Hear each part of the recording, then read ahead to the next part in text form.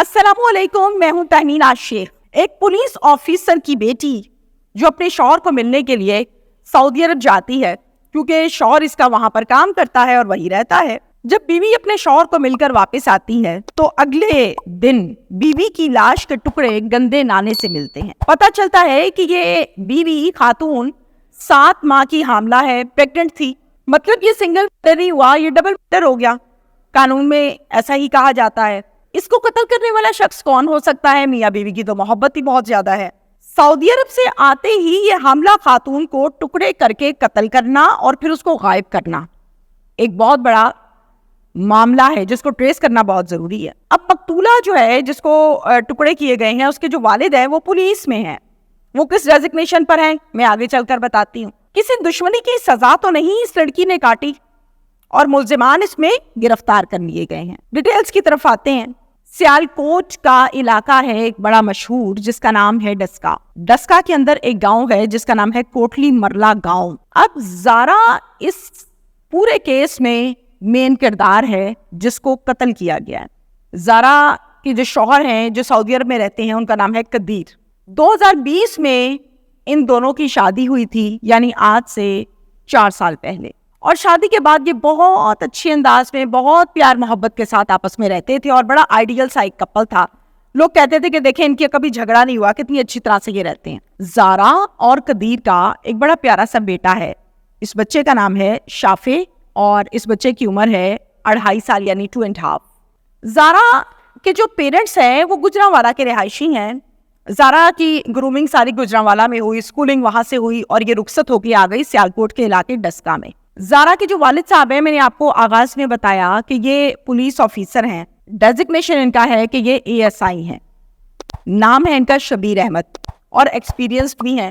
قدیر جو ہے زارا کا شوہر، بیرون ملک کام کرتا ہے، وہی رہتا ہے اور بہترین روزگار ہے اس کا وہاں پر۔ زارا جب اداس ہو جاتی ہے تو قدیر اس کو بلا لیتا ہے اپنے پاس ملنے کے لیے۔ کچھ دن اس کے پاس رہتی ہے، ٹائم سپینڈ کرتی، پھر واپس آ جاتی ہے سسرال میں اور بہت اچھا ٹائم گزر رہا ہے۔ اسی طرح سے زارا کو اکتوبر میں شوہر نے بلایا اپنے پاس ملنے کے لیے کہ تم آ جاؤ کچھ دن میرے پاس، میں اداس ہو گیا ہوں۔ زارا اپنے بیٹے کو شافع کو لیتی ہے اور خود جاتی ہے سعودی عرب اور اپنے شوہر کے پاس ٹائم سپینڈ کرتی ہے، بہت اچھا ٹائم گزرتا ہے۔ پھر وہ ڈیٹ آ جاتی ہے جس پر واپس پاکستان آنا ہوتا ہے، تو پھر اس ڈیٹ کو واپس پاکستان آ جاتی ہے۔ پاکستان واپس آنے کے بعد وہ سب سے پہلے جاتی ہے گجرانوالہ، کیونکہ گجرانوالہ اس کے پیرنٹس کا گھر ہے۔ اس نے کہا میں اپنے پیرنٹس کو ملاتی ہوں۔ گجرانوالہ گئی، جا کے وہاں کچھ دن اپنے امی ابو کے ساتھ ٹائم گزارا اور اس کے بعد جو ان کے والد صاحب ہیں قدیر، انہوں نے کہا بچے میں تمہیں سسرال چھوڑا ہوں، کافی دن ہو گئے۔ تو قدیر صاحب نے زارا کو لیا اور وہ لے آئے اس کو سیالکوٹ ڈسکا اس کے سسرال کے پاس، اور پھر وہاں پر ان سے سلام دعا لی، بچی کو چھوڑا اور واپس چلے گئے، جیسے ہمارے گھروں میں عام روٹین میں معاملات ہوتے ہیں۔ اب تھوڑا سا ہم آگے چلتے ہیں، یہاں تک تو آپ کو کیس سمجھ آ گیا۔ اب ذرا ڈیٹ سن لیجئے۔ 10 تاریخ 11واں مہینہ 2024 جو باپ ہے وہ کال کرتا ہے اپنی بیٹی کو، بیٹی کا نمبر بند جا رہا ہے، دوبارہ کال کرتے ہیں، نمبر بند ہے۔ پورا دن گزر گیا اس بات کو، لیکن نمبر کنٹینیوسلی بند ہے، not responding and not responding. باپ تھوڑا سا پریشان ہوتا ہے، آلریڈی پولیس میں، پولیس والوں کے 5 کھانے ہوتے ہیں، عام انسان کے 4 ہوتے ہیں، پولیس کے 5 ہوتے ہیں، سارے کام کر رہے ہوتے ہیں۔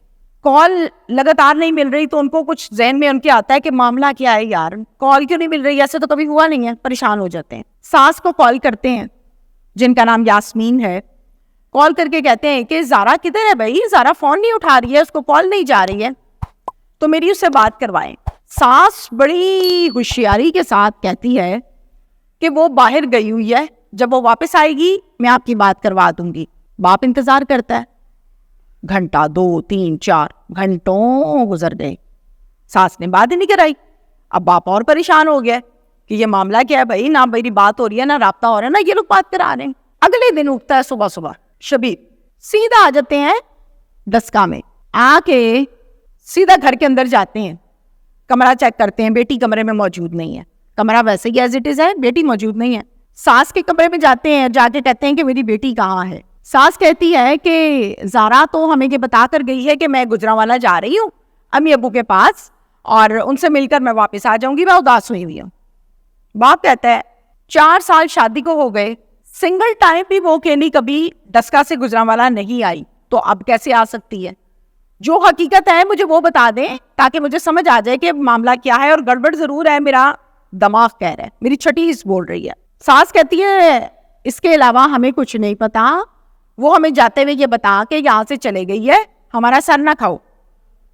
شبیر اور پریشان ہو جاتا ہے, گھر کا ایک ایک کمرہ چیک کرتا ہے کہ شاید کوئی کلو مل جائے, کوئی چیز ہاتھ میں آ جائے, کچھ سمجھ آ جائے قصہ بنا کیا.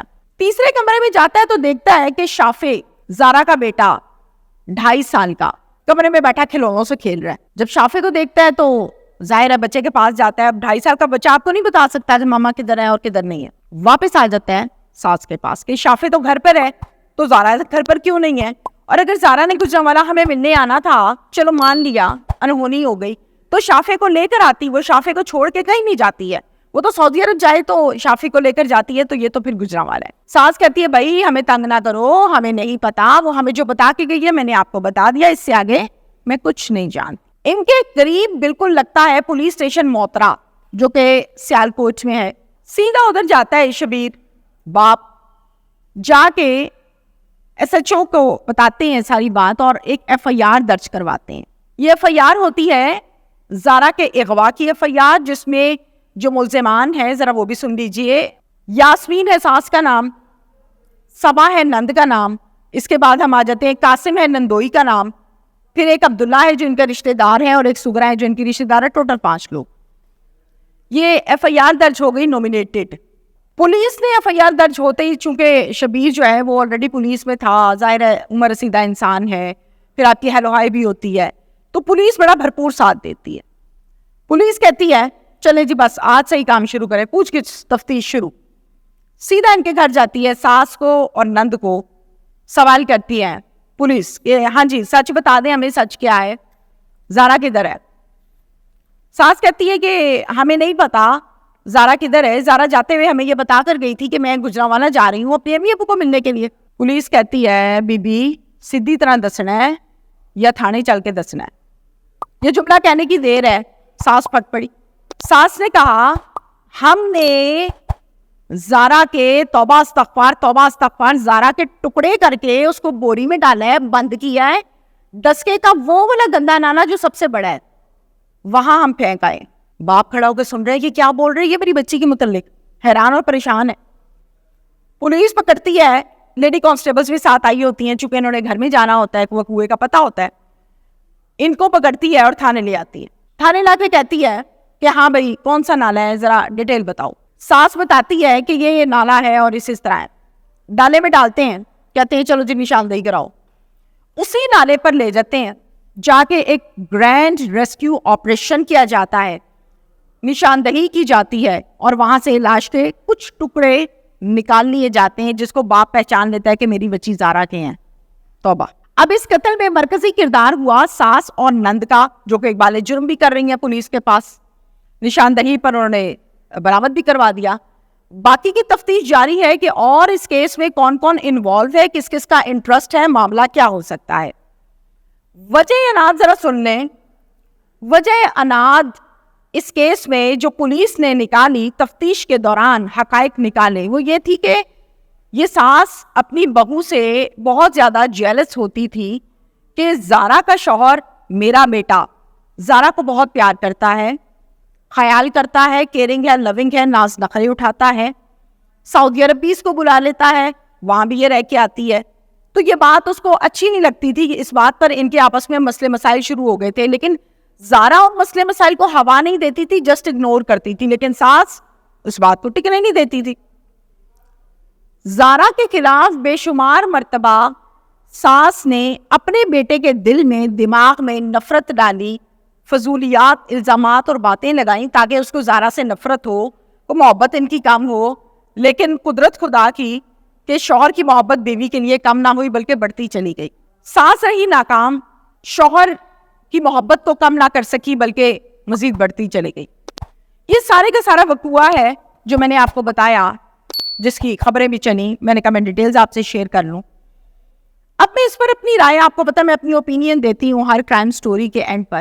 میاں بیوی کی محبت ایک جائز عمل ہے اور عبادت میں تصور کیا جاتا ہے. وہ ساس وہ ماں جو اپنے ہاتھوں سے بیاہ کر بہو کو اس گھر میں لائی, عزت دی. بہو کو لانے کا مطلب ہوتا ہے نسل پیدا کرنی ہے, اس میں سے یہ عزت ہوتی ہیں بہویں. اگر بہو ایک اچھے بہترین ٹریک پر اپنے شوہر کے ساتھ چل رہی ہے تو آپ کو تو نفل پڑھنے چاہیے تھے شکرانے کے کہ میں نے جو فیصلہ کیا وہ بہترین فیصلہ کیا. آپ نے اپنے اچھے فیصلے کو ایکسیپٹ کرنے کی بجائے جیلسی کے فیکٹر کی طرف آپ آ گئیں. کچھ گھروں میں یہ مسائل ہوتے ہیں کہ پہلے یہ بیٹا صرف میرا بیٹا تھا, اب یہ میرا بیٹا اس کا شوہر بھی ہے, تو جہاں محبت ساری میں لیتی تھی اب وہ محبت کہیں نہ کہیں بیوی بھی لیتی ہے, تو اس کا حق ہے بھائی وہ نکاح کر کے آئی ہے. آپ صرف اس بات پہ کہ میاں بیوی کا اتفاق ہے آپ نے اس کے ٹکڑے کر دیے. آپ کو اس بات کا بھی خیال نہیں آیا کہ شی از پریگننٹ, یہ حاملہ خاتون ہے. اس 7 مہینے کا بچہ 2 مہینے بعد بچہ دنیا پہ آ جانا تھا. اٹ مینس کہ کمپلیٹ سانس لیتا بچہ اس کو بھی مار دیا, یعنی اپنے بیٹے کے بچے کو مار دیا, نسل مار دی. اس قدر حسد, اس حسد کی وجہ سے آپ نے یہ قتل کیا کہ اب میں اپنا بچہ جو ہے وہ سنبھال لوں گی. اب آپ جائیں گی جیل, اور جیل میں آپ معاملات کو دیکھیں گی. مدعی اس کیس کا بنا ہوا زارا کا باپ, اس نے بیان دینا کوئی نہیں, قصہ حل ہونا کوئی نہیں. اب جو آپ نے غلطی کی ہے وہ آپ نے بھگتنا ہے. اس شوہر کا کیا حال ہوگا جو سعودی عرب میں بیٹھا ہوا ہے اپنی بیوی کے لیے روزی روٹی کمانے. ایک بچہ 2.5 سال کا ہے, دنیا پہ شافع, ایک آنے والا تھا, خواب سے جائے ہوتے ہیں میاں بیوی نے. کیا بنے گا اس بچے کا, اور اپنی ماں سے وہ کس قدر نفرت کرتا ہوگا. تو اس قسم کے گھنونے معاملات اللہ نہ کرے کسی گھر میں ہوں, اور جس گھر میں ہوتے ہیں وہ پھر گھر برباد ہی ہوتے ہیں. Thank you.